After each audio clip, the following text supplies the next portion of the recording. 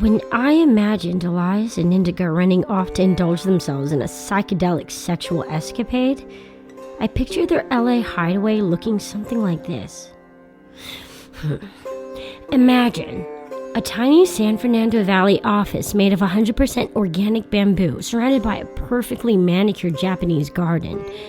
The whole scene is flaw-free, no grass blade is left uncut, and no Buddha statue is out of place. Everything is calm, peaceful, serene, except what's going on inside, of course, but more on that later. As you walk through the front of said debauchery den, the air is thick with misty incense and the smell of sweat and insincerity. The wooden floor is mostly covered by hand-sewn pillows and hemp mats imported from around the world. You're briefly dazed by how beautiful everything is until you remember that you are not here to enjoy the scenery, but to return a wallet to someone in the middle of a Kama Sutra session. You shake off the thought and force yourself to walk through a series of long, sheer drapes hanging from the ceiling to section off different parts of the room. For a moment, you contemplate why anyone would hang random drapes all over the place, but then you remember that in Indigo Land, there are no such thing as doors or privacy or boundaries.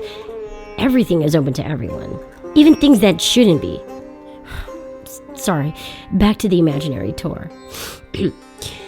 As you continue walking, a kind-eyed receptionist waits seated on the floor to welcome all new guests with freshly brewed glasses of potentially hallucinogenic tea. You politely decline, say the secret password, and she directs you toward the back of the building where one of your nightmares is slowly becoming a reality. After nearly backing down, you hold your breath and ready yourself to face the inevitable. You continue down the long candlelit hallway and eventually arrive at the final set of drapes separating you from the truth. You hear it before you see it.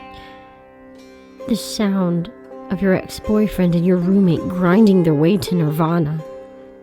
You tell yourself that it's okay, that he's a single guy who can do what he wants, and that you don't mind because what he does isn't your business anymore.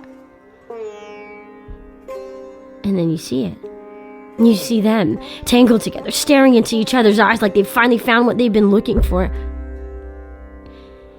And you shatter. Imagine ended. This, ladies and gentlemen, is the kind of situation I assumed I'd be walking into this afternoon.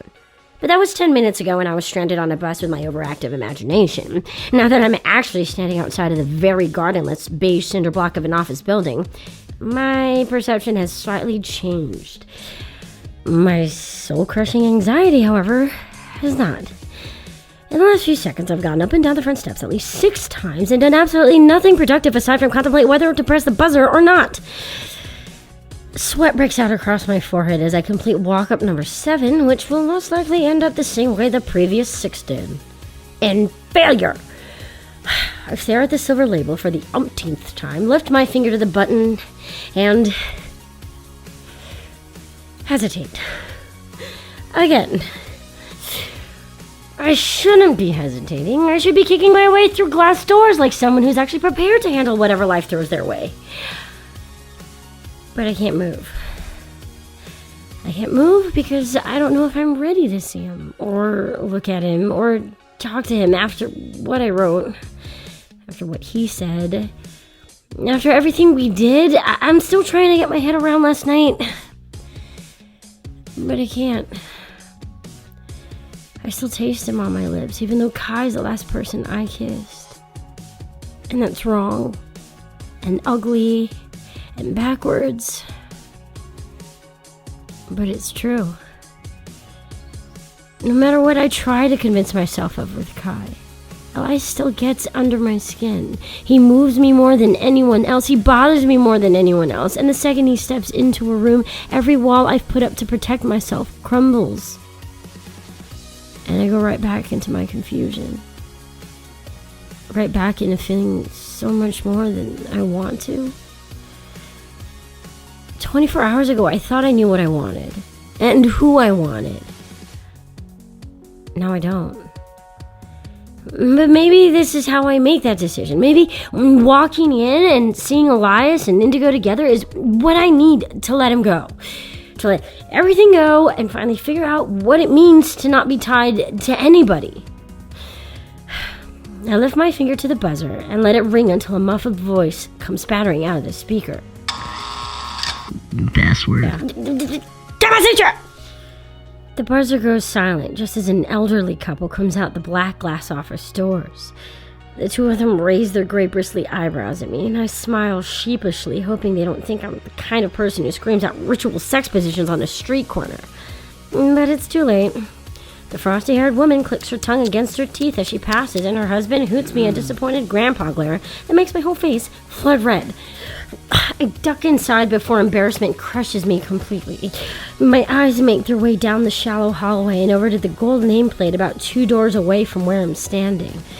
A pink lotus flower is engraved into the placard underneath a list of names I don't recognize. But the undeniable smell of spicy incense seeping out from the office gives the location away. I step up to the door, gingerly place my hands along the handle, and suck in a mouthful of the sage and cinnamon-tinged air. You could do this, Alex. Whatever happens, you can do this. Welcome, sister. I stare up into a pair of kind brown eyes and find a tall, undeniably handsome stranger standing in the doorway in front of me. He looks like he just stepped off the stage of a sold-out show at the Troubadour. His dark hair is rock alternative messy, but not long enough to reach the man bun status. His cheekbones are strong, defined, and his jawline is just beginning to show the start of a 5 o'clock shadow. He's gorgeous. Please play your guitar and write me a song kind of gorgeous. If I wasn't a romantic prisoner of war, I definitely have a crush on him, and that everything's gonna be alright smile. But I'm doomed when it comes to men, so I'll just admire him from a distance. Hi, sorry, I'm not sure if I'm in the right place, but I'm looking for someone named Indigo, I say. He smiles and ushers me in before I have a chance to compose myself. You're Alex, right? Her roommate? Yeah, I brought her wallet. She left it back at the dorm this morning. He grips the back of his neck and shakes his head. Yeah, typical Indigo. I'm Riker, by the way. I help her out around here sometimes. Nice to meet you. He extends a hand, and the subtle strength in that handshake could take out an army. Likewise. Anyway, Indigo's in the back, 4th door to the left. She should be waiting for you. Good. Maybe her and Elias have already finished being indecent with each other. Excellent timing, Alex. Thanks, Riker. No problem. I'm sorry she wasn't out front to greet you. She's been caught up with a particularly vocal guy all afternoon. Terrible timing, Alex. Oh, weird. This is probably an awkward question, but, what exactly do you guys do here? Riker slips into a sideways smile and his cheeks light up a little. Well, we help people with problems I can't exactly talk about. Indigo's mom runs the place, and I'm sure she'd be happy to talk to you about it if you're interested. Take a card. He walks over to a low-to-the-floor desk and comes back with a business card shaped like a lotus flower. The Indie Healing Center, specializing in mental, physical, emotional, and sexual homeopathic therapy since 1994? I nod and pocket the card as quickly as possible. Now keep this in mind. Where did you say Indigo was again? No, 4th door down to the left. Knock first. She might still be in session. I nod and smile like the idea of her and Elias' session isn't eating away at me and continue down the hallway. I give Riker a parting wave. He throws a lazy salute in my direction and goes back to the opposite side of the room. I'm not even halfway down the hallway before the sound of Elias's moans break the silence. Loud moans. Wonderful. Holy shit, Indigo, I don't know how much longer I can keep doing this. Relax, or we won't make it to the best part. How am I supposed to make it to the best part? My shrink said I was supposed to take it easy. This is Oh, it hurts! Shh. Pain before pleasure, Elias. Now, hold still and wait for the magic to happen. I smashed the side of my face against the door only to hear Elias struggling to breathe.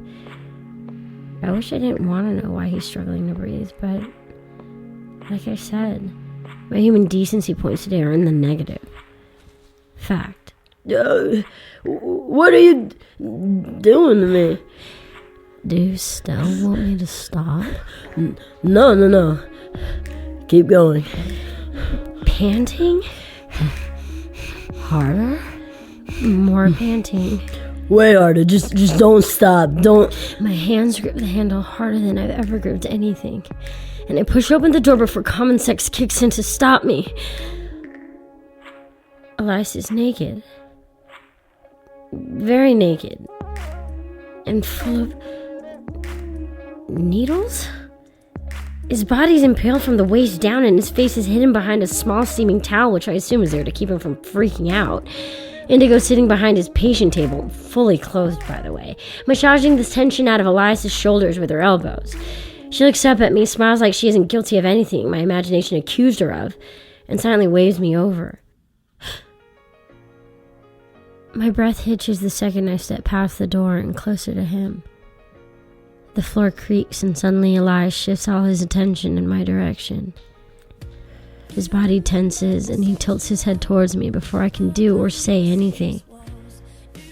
The towel slides off his face an inch at a time and hits the floor in what feels like slow motion.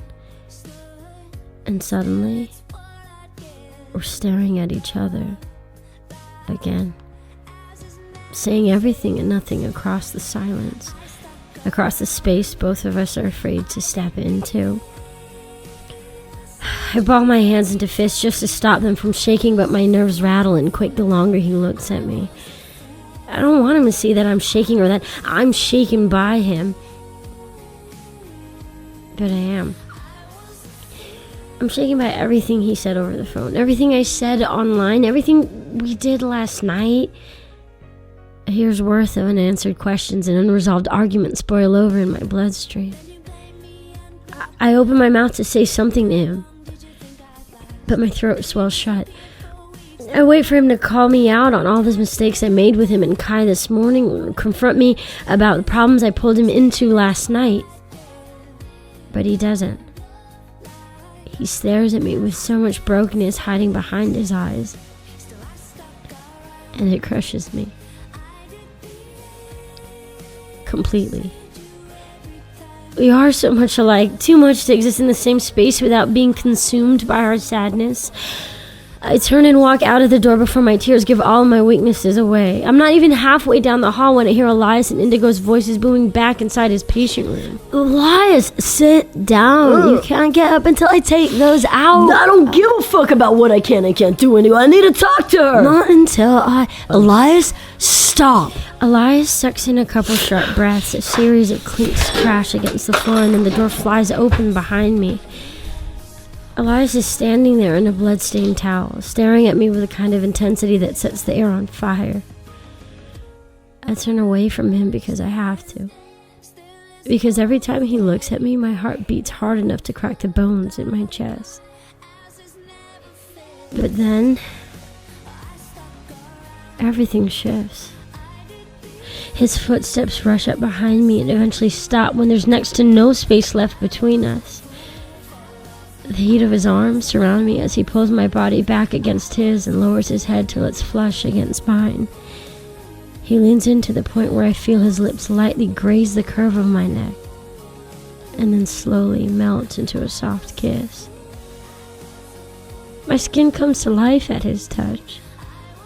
But the words he whispers into the silence shatters me.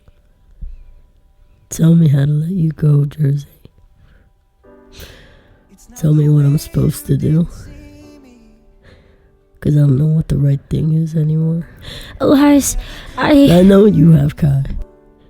And I know he's better than me. He's always been better than me, but I can't just sit here and pretend that I'm okay with letting you go like this, because I'm not. And I know he could probably give you everything. And I see how badly he wants you, but I fucking need you. Jersey. I gave up just about everything to get back to you because I wanted you to see that I could be different. That I'm a better guy than I used to be. And I know showing up like this is selfish. And I'm sorry if me being here is fucking with your life, but I've been waiting 365 days to fix what I did to you. And I'm not leaving. Elias's chest rises and falls violently against my back as his voice breaks into 100 little pieces. I'm not leaving until I show you that I can fix this. That I can fix us. I lift my trembling hands towards his and hold on to the tips of his fingers like we never fell apart. How are you going to fix me? I whisper. Elias tightens his grip around my shoulders, and for the first time since last summer, I let myself dissolve into the space where I used to feel safe. I'll start here. He trails his hand downward until his palm is pressed flat against my t-shirt. My heart ripples underneath his fingers, unsteady, unsure, but more alive than it's been in the past year. I shut my eyes and let my tears take away my anger, my pointed questions, and my pain. I want to ask him so much, why he left, why he never answered me, why he seemed so full of secrets, but I don't. I don't need his explanation right now. I need to lose myself to this moment. I need to lose track of a reality that keeps threatening to destroy the two of us. So I let go. I let my doubts stream down my cheeks and dissolve into Elias's sun-kissed skin. And I'll start everything over for you. That's what breaks my heart.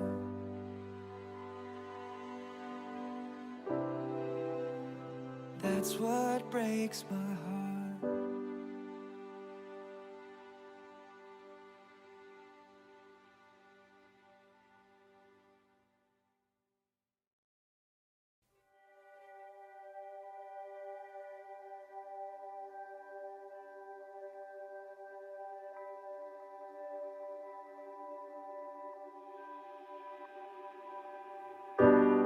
It's not the way you didn't see me.